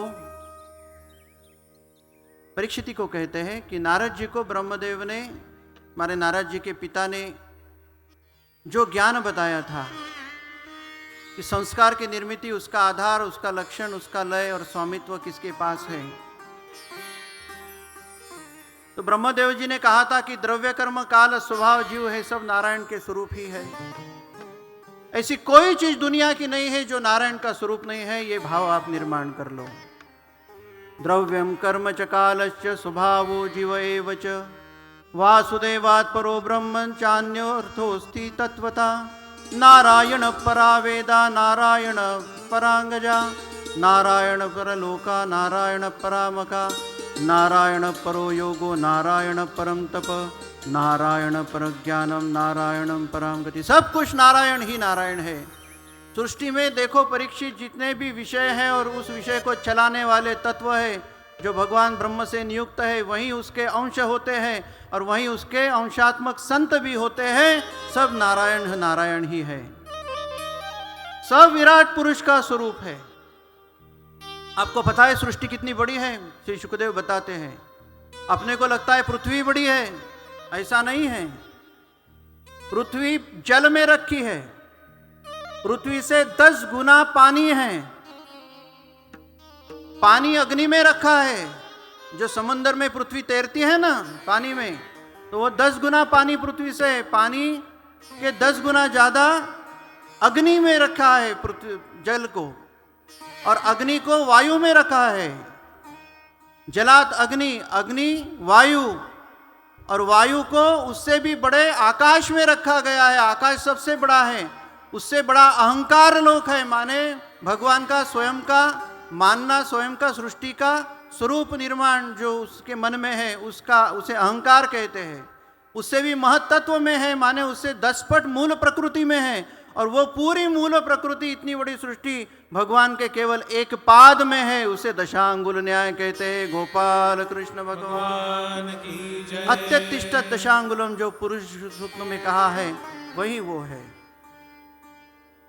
इसके बाद श्री शुकदेव भगवान के लीला अवतारों का वर्णन करते हैं। वराह का वर्णन किया है। रुचि नाम के प्रजापति, उनका आकुति से के गर्भ से सुयज्ञ नाम के अवतार होते हैं, उन्हें हरि कहा जाता है। सुयज्ञ का विवाह दक्षिणा नाम के पत्नी से होता है, उससे स्वयं देवता निर्माण होते हैं। उन्होंने लोगों के और सृष्टि के पाप हरण किए, उसके लिए उन्हें हरि कहा गया है। करदम जी का विवाह प्रजापति और देवहूति का विवाह होने से करदम का जन्म होता है। करदम जी को 9 कन्याएं और कपिल देव जी का अवतार उनके पेट से होता है। अत्रि अनसुया का विवाह होता है। आगे दत्तात्रेय जी का जन्म है, दत्तात्रेय जी का वर्णन किया गया है। वराह ने रुचि प्रजापति की पत्नी आकुशी से हरि विवाह किया, उससे हरि अवतार हुए। करदम प्रजापति पत्नी देवहूति के गर्भ से 9 बहनें और एक कपिल के रूप में भगवान का अवतार होता है। और दत्तात्रेय का मैंने कह दिया है। दत्तात्रेय का नाम दत्त क्यों है? अत्रेरपत्यमाभिकांक्षता तुष्टो दत्तो मयाहमिति भगवान सदत्ता, ऐसा कहा है। जब अत्रि अनसुया के दरबार में ब्रह्मा विष्णु महेश ने बालक के स्वरूप में त्रिदेव का अवतार लिया, आदो ब्रह्मा मध्य विष्णु अंत्य देव सदाशिव मूर्तित्रय स्वरूपाय दत्तात्रेय नमोस्तुते, बोलिए दत्तात्रेय भगवान की जय। तो उनका नामकरण करना ऐसा सोचा अत्रि अनसुया ने, तो क्या करना, तो बालक बोल उठा। बालक ने कहा कि क्या नाम रखते हो मेरा? अरे मैं स्वयं आया, मैंने स्वयं को आपको माता पिता मानकर स्वयं को दे दिया। दत्तो मयाहमिति भगवान से दत्ता, मैंने को स्वयं को प्रदत्त किया, इसलिए मेरा नाम दत्तात्रेय होना चाहिए। बोलिए दत्तात्रेय भगवान की जय। सृष्टि के प्रारंभ में ब्रह्मदेव ने अपने तप से सनक सनातन सनंदन सनत कुमार को निर्माण किया। दक्ष कन्या मूर्ति से नर और नारायण ये काम विजयी अवतार निर्माण किया। ध्रुव के लिए वनात प्रकट हुए, वन में प्रकट हुए। भगवान वेन के शरीर के मंथन से पृथु राजा इस स्वरूप में निर्माण हुए। राजा नाभि और सुदेवी के संयोग से ऋषभदेव जो आद्य ऋषि माने जाते हैं उनका निर्माण हुआ। ये नरनारायण जो है आज भी बद्रीनाथ के सम्मुख उसके पास में नरनारायण ऋषि पर्वत रूप में विराजमान है और उनकी तपस्या शुरू है। कहते हैं कि 2 पर्वत नरनारायण जब एक में को भिड़ जाएंगे उत्कर्ष होते होते, तब कहीं भविष्य बद्री पूर्ण बद्री होगा। बोलिए बद्रीनारायण भगवान की जय। और हाल ही का बद्रीनारायण का विलोप हो जाएगा। गोपाल कृष्ण भगवान की जय। ये नरनारायण जो तपस्या कर रहे हैं बद्रीनाथ के पास में 2 पर्वत है उनके स्वरूप में, तो उनकी तपस्या को इंद्र घबराए और कामदेव को कहा कि इनकी तपस्या भंग करो। तो कामदेव गए और तरह तरह की क्रिया की, तरह तरह का काम किया, काम क्रीड़ा की। तो नरनारायण भगवान शंकर से भी बड़े निकले। कम से कम भगवान शंकर की तपस्या को भंग करने के लिए कामदेव गए तो उनको काम दहन करना पड़ा। ये तो नरनारायण ऋषि के सम्मुख गए तो उनके जैसे ही हो गए, निर्मल हो गए और स्वयं हरिनाम संकीर्तन कर रहे। गोपाल कृष्ण भगवान की जय। वैसे है ना, सात्विक व्यक्ति सात्विक वृत्ति क्यों धारण करनी पड़ती है? एक बार रावण ने सोचा, किसी ने कहा कि ये सीता तेरी नहीं होती रावण, इसके लिए तुझे सोचा है कि सीता तेरी कैसी होगी? सीता केवल राम की होती है, वो राम के खोज में, राम के दर्शन के लिए आतुर हैं। तो बोले मैं एक काम करता हूँ। रावण कहा कि मैं ही राम का स्वरूप धारण करता हूँ और नट धट के सज धज के जाता हूँ और राम जी जैसी नकल करता हूँ और सीता कम से कम मेरी तरफ आकृष्ट तो होगी। तो इसने आईने में देखा, श्रृंगार करने लगा। राम जी के जैसी जटाएं, राम जी के जैसा ही वस्त्र, राम जी के जैसा ही धनुष्य बाण लेकर बस अपने आत्मनिमग्न स्वरूप में गए। और जैसे ही सीता जी के सामने गए वैसे मैं रावण हूँ इसका इनको भूल हो गई और इनको विस्मरण हो गया और स्वयं राम होकर सीता के लिए विलाप करने लगे। और सीते मैंने पाप किया इसकी कबूली जो है वो सीता के पास देने लगे। कबूल किया कि मैं स्वयं पाप किया हूँ, मैं रावण ही हूँ, मैं राम नहीं हूँ, मैं नकली राम के स्वरूप में आ गया हूँ, सच सच बोल दिया। ये स्वरूप का परिणाम होता है जब कोई स्वयं के सत्व, धर्म और अधिष्ठान के बल पर सत्य स्वरूप होकर किसी के सम्मुख जाता है तो सामने वाले की प्रवृत्तियां बदल जाती है। उसके बाद में हयग्रीव, मत्स्य, कच्छ, नृसिंह, चक्रपाणी माने गजेंद्र मोक्ष में, वामन अवतार, ऐसे विविध अवतार भगवान श्रीहरि ने धारण किए। स्वयंभू मनु का अवतार, धन्वंतरी का अवतार, परशुराम का अवतार, श्री राम का अवतार। केश से 2 अवतार होते हैं। सफेद केश से भगवान के बलराम का निर्माण हुआ है और काले केश से श्री कृष्ण अवतार का निर्माण हुआ है, ऐसा श्रीमद् भागवत में कहा है। फिर बुद्ध का अवतार कहा है। बुद्ध का माने उपधर्म बोध के लिए अवतार बुद्ध का है। उपधर्म का मतलब जैसी अवस्था आई तो ब्रह्म अपने धर्म के तत्वों को एडजस्टमेंट करके उस समय का निर्वहन कर लेना। एडजस्टमेंट और सदाचार करने के लिए, उपधर्म बोध के लिए अपनी बुद्धि का वापर करना, यही बुद्ध का अवतार है।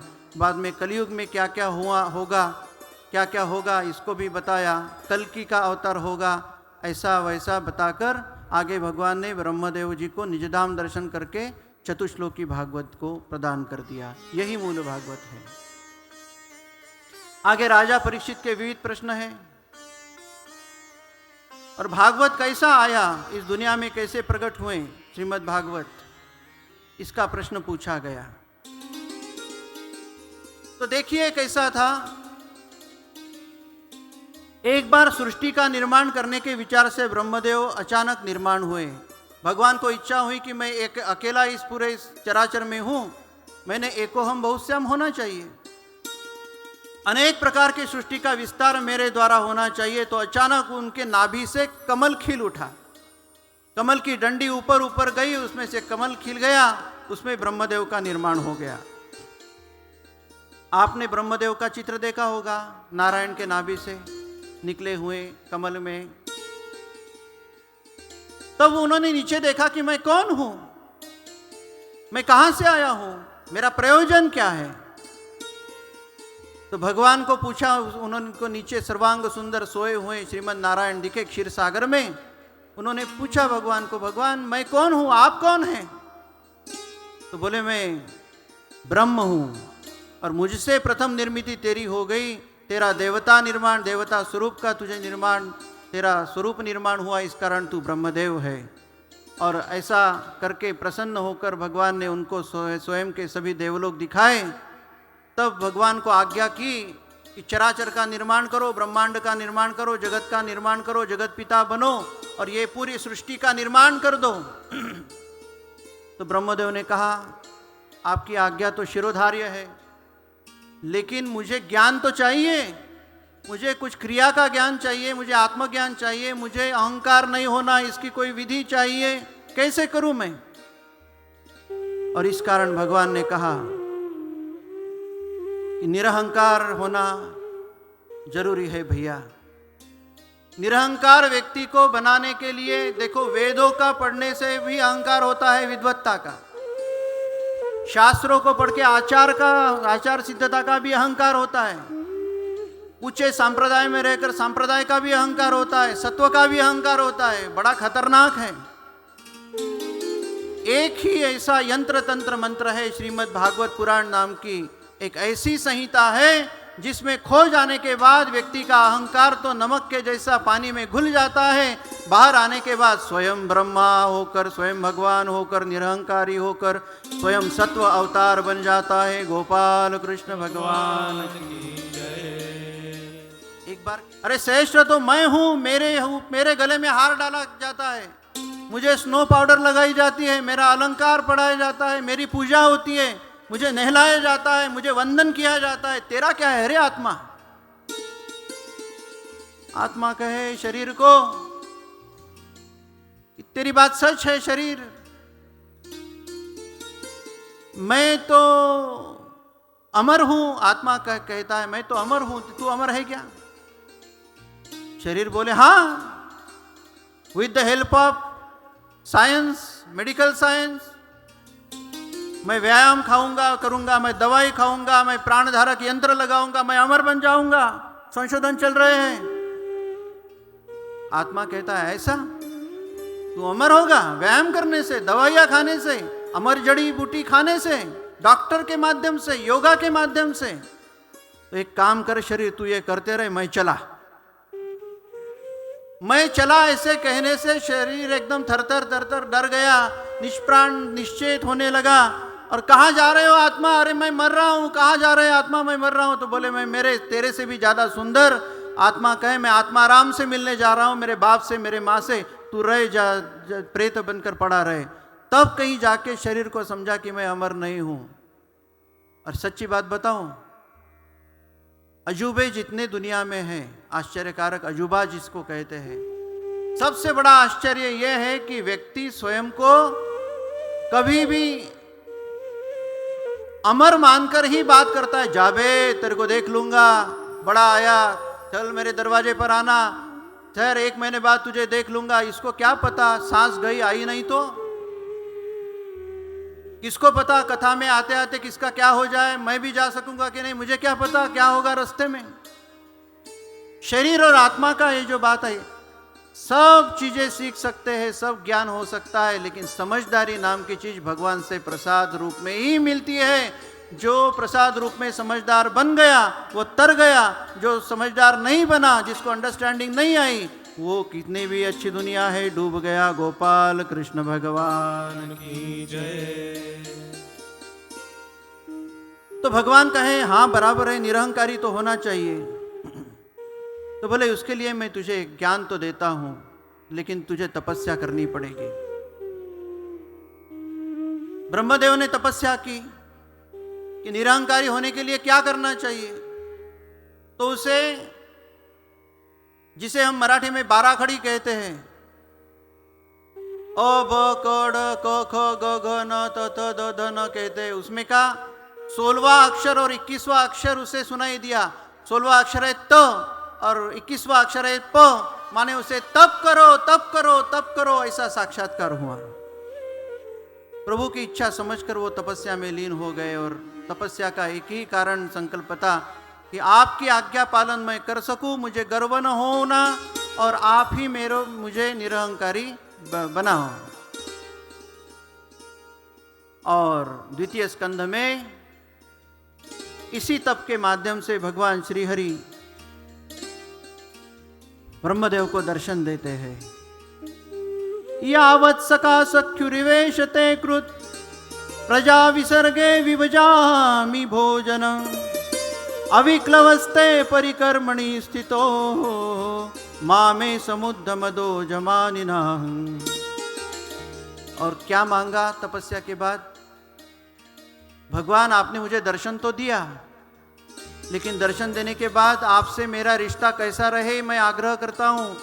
कभी भी अपने अधिकारी से अपना स्वयं का रिश्ता, कभी किसी भी पुत्र का बाप के साथ रिश्ता, किसी भी छोटे भाई का बड़े भाई से रिश्ता, किसी भी छोटे व्यक्ति का अधिकारी गण से रिश्ता मित्रवत होना चाहिए, तो ही काम बनता है, नहीं तो काम बनता नहीं। गोपाल कृष्ण भगवान। यावत् सखा सख्यु रिवेशते कृत, मित्र के समान मुझे आप साथ करो है भगवान, तो ही मैं सृष्टि संचालन कर सकूंगा, सृष्टि का निर्माण कर सकूंगा, और चराचर का निर्माण कर सकूंगा, जीवों का निर्माण कर सकूंगा, परंपरा का निर्माण कर सकूंगा। और जो 4 श्लोक मूल कहे कि देखो उसमें कितना गहन अर्थ भरा है। जो मूल भागवत है उसके श्लोक मैं आपको दिखाता हूं बोलकर। पहला गुरु दुनिया का और पहला शिष्य, प्रथम गुरु प्रथम शिष्य, प्रथम गुरु नारायण और प्रथम शिष्य ब्रह्मदेव। आजकल के एमटेक बीटेक एमएससी एमबीबीएस हुए वाले आजकल के बच्चे पूछते हैं कि हमें विज्ञान के आधार पर अध्यात्म बताओ तो ही हम मानेंगे, नहीं तो धर्म अध्यात्म को नहीं मानते। उनके लिए ये एक मजाक है, करते हैं हमारे धर्म की, हमारे अध्यात्म ज्ञान की, उनके लिए ये कठोर उत्तर है। दुनिया के पहले शिष्य ने पहले गुरु को प्रश्न पूछा। क्या पूछा? ज्ञानम परम गुह्यम में यद विज्ञानम समन्वितम सरहस्यं तदंगं च गृहाणं गदितं मया यावानहं यथा भावो यद्रूपगुण कर्म का तथैव तत्व विज्ञानम अस्तुते मदनुग्रहात्। मुझे इस मंडप में जो कोई लोग बैठे हैं बड़े बड़े, सबको मैं पूछना चाहता हूँ कि विज्ञान इस शब्द को मराठी में, हिंदी में, गुजराती में कौन सा समानार्थी शब्द है? तो कह रहे शास्त्र है।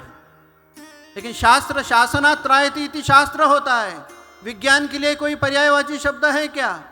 मैं आपको दावे के साथ कहता हूं, दुनिया के किसी डिक्शनरी में विज्ञान को पर्यायवाची शब्द नहीं है।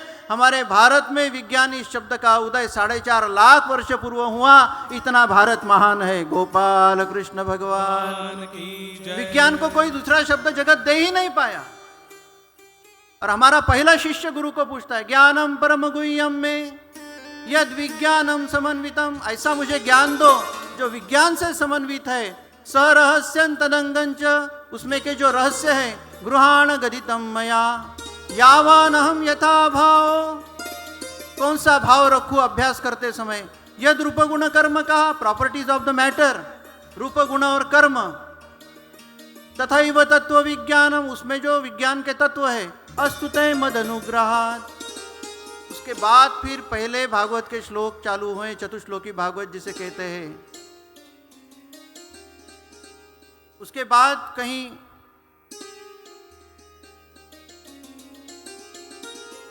इसके बाद कहीं फिर वो प्रत्यक्ष भागवत प्रमाण करके चालू हुआ। अहमेवा समेवाग्रे नान्यद्यत् सदसत्परम पश्चादहम यवेतस्य यो वशिष्येत सोऽस्म्यहम्, वगैरह वगैरह। मैं आगे हूँ, पीछे हूँ, ऊपर हूँ, नीचे हूँ, मैं नहीं, ऐसी कोई जगह नहीं, तुझमें भी मैं हूँ, इसलिए जो कुछ तू करेगा ब्रह्मदेव वो मैं ही कर रहा हूँ, ऐसा सोचो। उससे आपको अहंकार नहीं होगा। सब पुराणों को पुराण कहते हैं, लेकिन भागवत को महापुराण क्यों कहा जाता है, इसका उत्तर यहां पर दिया गया है। क्योंकि सभी पुराणों के 5 ही लक्षण बताए गए हैं। भागवत के लक्षण 10 लक्षण है। 10 लक्षणा भागवतम, सर्गश्च प्रतिसर्गश्च स्थान पोषणम ऊतया मन्वंतर ईशानुकथा निरोधम मुक्तिराश्रया। ये 10 लक्षण है, उसके वर्णन में मैं नहीं जाऊंगा। बाद में सृष्टि का निर्माण कैसे होता है ये बताया गया है। उसके बाद शौनक सूत जी को विदुर जी का चरित्र पूछते हैं।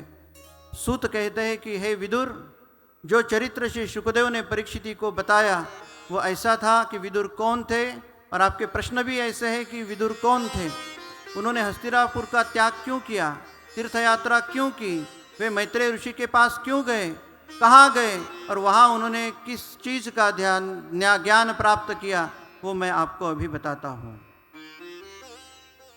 क्या है, जब विदुर है कौन,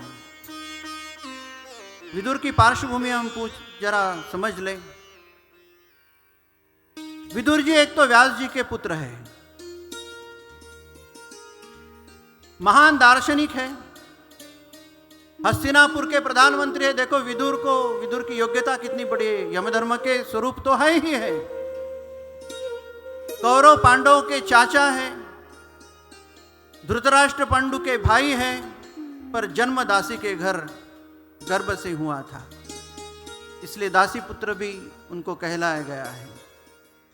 माता का नाम परिश्रमी था, पिता का नाम वेदव्यास था। पुत्र थे उनको 2, अनासव और अनुकेतु। उनकी पत्नी थी सुलभा।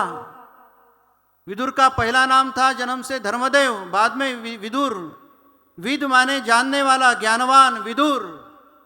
उनको उपाधि विदुर नाम से दी गई है, नाम उनका धर्मदेव था। और कथा में विशेष जो मनुष्य के जीवन में धर्म में दोष नहीं आनी चाहिए, तो दोषों से विशेषण दूर रहने वाला विदुर, ऐसी उपाधि उनको दी गई थी। ऐसे विदुर जब कौरव पांडव के युद्ध का समय आया तो सोचे, विदुर तो कल ही मैंने बताया कि धर्मराज के अवतार थे, यमधर्म के अवतार थे, तो किसी का पक्ष धर्म ने लेना ये पहले से ही ठीक नहीं। तो युद्ध टालने के लिए विदुर ने भगवान श्री कृष्ण की शिष्टाई जिसे कहते हैं, मध्यस्थता का मंत्र लेकर गए थे श्री कृष्ण, जिनको अपमानित करके भेज दिया गया था दरबार के बाहर। उसके बाद में विदुर गए कि हे दुर्योधन, तूने उचित नहीं किया। और इस कारण फिर धृतराष्ट्र को सलाह दी कि पांडवों को उनका राज्य दे दो, परंतु दुर्योधन, कर्ण, दुशासन और शकुनी, इनको गुस्सा आया और उन्होंने विदुर का अपमान करके उनको हकाल दिया। तो विदुर ने क्या किया, विदुर ने अपना धनुष्य उनके दहलीज में रखकर वे तीर्थ यात्रा को चले गए और तीर्थ यात्रा कैसी करनी इसका उदाहरण देकर सबको गए। विदुर 12 वर्ष तपाटन के लिए तीर्थ यात्रा के लिए निकल गए। कैसे थे विदुर की तपस्या?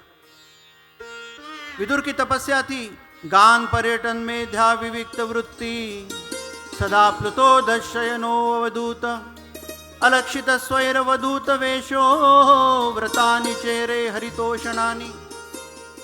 कोई भी व्रत स्वीकारते समय वो अपने मोक्ष फायदा के लिए और कुछ मांगने के लिए भगवान से व्यवसाय वृत्ति वणिक वृत्ति ना करो।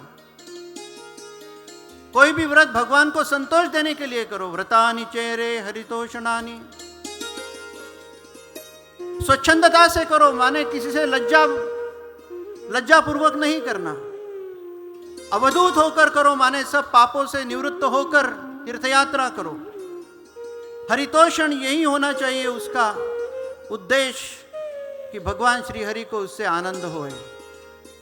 नहीं तो तीर्थयात्रा कैसी होती है उसका उदाहरण देकर मैं यहाँ पर रुकूंगा, क्योंकि आगे इस व्यासपीठ का संचालन महनीय भगवान श्रीमद जगतगुरु शंकराचार्य जी और माननीय मोहन जी की ओर संचालन सौंपा जाएगा। इसके पूर्व तीर्थ यात्रा के संदर्भ में एक दृष्टांत पाते हैं। यदि तीर्थ यात्रा में जाने के बाद हम गए तो बद्रीनाथ गए, केदारनाथ गए, गंगोत्री गए, यमुनोत्री गए, वहां से क्या लाया पूछे तो 10 स्वेटर लाए, 4 कपड़े लाए, सर्दी खांसी जुकाम यही लाते हो ना। वहां से आते आते तो प्रसाद भी कैसा कैसा हो जाता है, सूख जाता है, प्रसाद के पुष्प सूख जाते हैं और आके बीमार पड़ के 8 दिन का प्रवास हुआ, 12 दिन की बीमारी हो गई। बोलिए जय श्री कृष्ण। ऐसा ही एक सेठ था। वो सेठ ने सोचा कि मैं तीर्थयात्रा में जाऊंगा, बहुत लूटमार कर ली, अब कुछ अच्छा कुछ पाप धोने के लिए तीर्थयात्रा कर लूं। तो पूरा गांव इकट्ठा हो गया, नाना रतड़िया जैसा छोटा गांव होगा। वो सेठ ने सोचा कि अब थोड़ा बैंड बाजा बजा ले, भगवान की प्रार्थना और मंदिर में पूजा रखी, गांव को भोजन खिलाया और तीर्थयात्रा को निकले। लेकिन उनके मन में आया कि तीर्थयात्रा में जाऊंगा तो भोजन कैसा पाऊंगा। तो रामा नाम का उनका नौकर था, बावर्ची, उसको कहे कि जरा मेरे साथ चलना तो, और अच्छे खासे अनाज, अच्छा खासा जरा फल फूल तरकारी लेकर चलना, सब्जी लेकर चलना। तो रामा ने क्या किए कि बहुत बड़े आलू ले लिए, 2-4 क्विंटल आलू लेकर चल दिए। और जहां जिस तीर्थ यात्रा में तीर्थ में वो गोते लगाता था, डुबकियां लगाता था सेठ, उसी में उस आलू को डुबकी लगाकर वो निकाल के रखता था। अब एक पोटली में रोज आलू, तो इसमें क्या है रे रामा? तो बोले कुछ नहीं, एक चीज है। फिर बद्रीनाथ गया, केदारनाथ गया, गंगोत्री गया, यमुनोत्री गया, फिर प्रयागराज गया, फिर सरजू मैया के पास गया, फिर जमुना जी में नहाया, हर नदी में नहाना, हर नदी को हर गंगे करते रहा। और आते समय फिर सभी तीर्थ हो गए और पूछा क्यों रे, मेरा तेज बढ़ गया क्या रे? मैं ऋषि मुनि जैसा दिख रहा क्या रे? मैं संत जैसा दिख रहा क्या रे? मेरे स्वभाव में फर्क पड़ा क्या रे? रामा कहता था मैं गांव चलो तो बताता हूं, यहां नहीं बताऊंगा। लेकिन बदल तो आप में हुआ है ऐसा लगता है, लेकिन सच्ची बात मैं गांव चलने से ही बताऊंगा। फिर वापिस आने के बाद पूरा गांव, आसपास के देहात के लोग जमे हुए, पूरे हजारों लोग स्वागत के लिए महात्मा बन के आए। दाढ़ी वाड़ी बड़ी थी, महात्मा बन के आए, महात्मा बन के आए। अब वही रूखा सूखा सादा सुदा बगैर लहसुन प्याज का खाते खाते उब गया था सेठ। तो आगे प्रसादी बनाई, गांव भोजन कर पा रहे हजारों लोग। और इसने कहा रामा अब घर आ गए, बढ़िया सब्जी बना, बस घर जैसी, अपने पूर्व की जैसी। रामा ने क्या किया, वो आलू की पोटली हर तीर्थ में डुबा डुबा कर लाई। अब तक तो सड़ भी गए थे, तो उसने उसी आलू की सब्जी बनाई और इनको परोस दी। तो तो इनको परोस दी। जैसा एक निवाला खा गया वैसा थू थू थू थू करके गया और अपना जो गिलास था वो रामा को फेंक कर मारा। ये ऐसी सब्जी, तुझे पता नहीं मैं महात्मा हो चुका हूं? रामा बोले मुझे क्या पता, जितने बार जितने तीर्थों में आप डूबे तो इसको भी मैंने डुबा कर लाया। मेरे को लगा कि आपके जैसे निर्मल ये भी हो गए होंगे, आप भी आलू सड़ गए, आप भी सड़ गए, आप भी सड़ेंगे, ऐसा नहीं लगा था। इतनी तीर्थ यात्रा के बाद आपका स्वभाव नहीं बदला, आपका चटोरेपन नहीं गया, आपका स्वाद नहीं बदला, आपका क्रोध नहीं गया, आपका द्वेष नहीं गया, आपकी जबान नहीं सुधरी, तो क्या पाया? ऐसी तीर्थ यात्रा का क्या करना? ऐसी तीर्थ यात्रा यदि हमारी होती होगी तो सबको लख लाभ है। मनुष्य के जीवन में बदलाव के लिए ही सत्संग है, उसके लिए ही तीर्थ यात्रा है, उसके लिए ही साधना है, उसके लिए ही तपस्या है। और उसी तपस्या के मूर्ति, उसी तपस्या में रत राष्ट्रीय स्वयंसेवक संघ जैसा संगठन आज हमारे सम्मुख बैठा है। और बहुत बहुत धन्यवाद और उनके आभार माननीय मोहन जी के मैं व्यक्त करता हूं इस व्यासपीठ से कि भारत के बॉर्डर पर, भारत के एक छोर पर जहां भगवान का एक अधिष्ठान निर्माण हुआ है गिरजागिरी दत्त जी महाराज जी के कृपा से, जिसका निर्वहन कल्याणानंद सरस्वती जी स्वामी महाराज कर रहे हैं और जिसको परम शुभाशीर्वाद श्रीमद जगतगुरु शंकराचार्य स्वामी वासुदेवानंद सरस्वती जी का है। मुझे पता है जब तक राष्ट्रीय स्वयंसेवक संघ के सरसंघ चालक जी यहाँ ना आएंगे तब तक इस प्रकल्प को पूर्णता नहीं आने वाली है। क्योंकि भारत माँ की रक्षा के लिए देव देश धर्म मूल्य सिद्धांत और सज्जनता का तत्वों का निर्माण यहाँ होना है, यहाँ पर परम शक्ति का निर्माण होना है। उस परम शक्ति का रख रखाव, उसका संयोग, उसका संजोवन और उसकी रक्षा करने के लिए राष्ट्रीय स्वयंसेवक संघ कटिबद्ध है। तो श्रीमद् भागवत कथा भी भारत माता के इस सपूतों के लिए समर्पित है और राष्ट्रीय स्वयंसेवक संघ की अगली शताब्दी में राष्ट्रीय स्वयंसेवक संघ विश्वव्यापक बने, इस आशीर्वाद के साथ आज के वाणी को विराम देता हूँ। आज ग्रंथ की समाप्ति यहीं पर करते हैं आज के दिन की, और यहीं विश्राम लेकर नमः पार्वती पते हर हर महादेव। गोपाल कृष्ण भगवान की जय, श्रीमद् भागवत भगवान की जय, राधा जू मैया की जय, सब संतन की जय, बाल गोपाल की जय। अच्युताय नमः अनंताय नमः, अच्युताय नमः अनंताय नमः, अच्युताय नमः अनंताय नमः, अच्युताय नमः दोनों हाथ से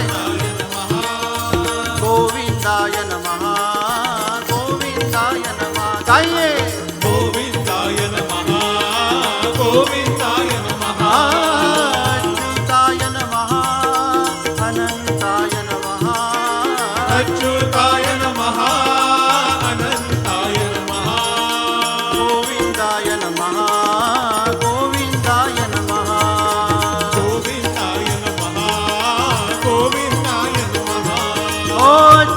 नमः, अच्युताय नमः अनंताय नमः, अच्युताय नमः अनंताय नमः, अच्युताय नमः अनंताय नमः, अच्युताय नमः अनंताय नमः, गोविंदाय नमः, गोविंदाय नमः, गोविंदाय नमः, गोविंदाय नमः, अच्युताय नमः अनंताय नमः, अच्युताय नमः अनंताय नमः, गोविंदाय नमः, गोविंदाय नमः, गोविंदाय नमः, गोविंदाय नमः, अच्युताय नमः अनंताय नमः, अच्युताय नमः अनंताय नमः, अच्युताय नमः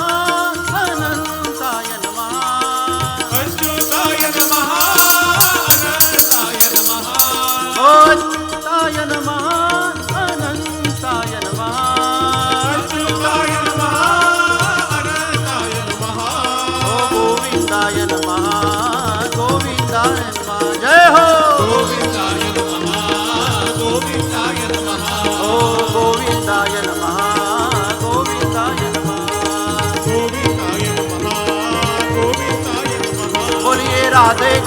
राधे गोविंद जय जय राधे राधे गोविंद राधे गोविंद राधे गोविंद राधे गोविंद जय जय राधे राधे गोविंद राधे गोविंद राधे गोविंद जय जय राधे राधे हे गोपाला गोपाला देवकी नंदन गोपाला गोपाला गोपाला देवकी नंदन गोपाला हे गोपाला गोपाला देवकी नंदन गोपाला गोपाला हाथ दोनों ऊपर करके गोपाला हे गोपाला गोपाला देवकी नंदन गोपाला गोपाला गोपाला देवकी नंदन गोपाला ओ राधे गोविंद गोपाला देवकी नंदन गोपाला राधे गोविंद गोपाला देवकी नंदन गोपाला हे यशोदानंदन गोपाला देवकी नंदन गोपाला यशोदानंदन गोपाला देवकी नंदन गोपाला हे गोपाला गोपाला देवकी नंदन गोपाला जय हो गोपाला गोपाला देवकी नंदन गोपाला हे गोपाला गोपाला देवकी नंदन गोपाला गोपाला गोपाल कृष्ण भगवान की जय गो माता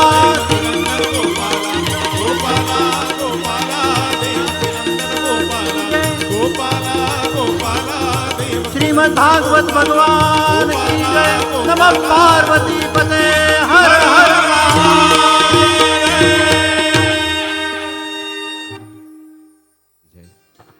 आरती भागवत महापुराण की आरती भागवत महापुराण की कलिमल नाशन हरि लीला की कलिमल नाशन हरि लीला की आरती भागवत महापुराण की आरती भागवत महापुराण की 335 द्वादश स्कंधा 18 सहस्री ग्रंथ प्रबंधा सुर नर जीव कल्याणकारिणी सुर नर जीव कल्याणकारिणी आरती भागवत महापुराण की आरती भागवत महापुराण की ब्रह्मा शुक सनकादिक गाए नारद उद्धव कथा सुनाए भक्ति ज्ञान वैराग्य प्रदाय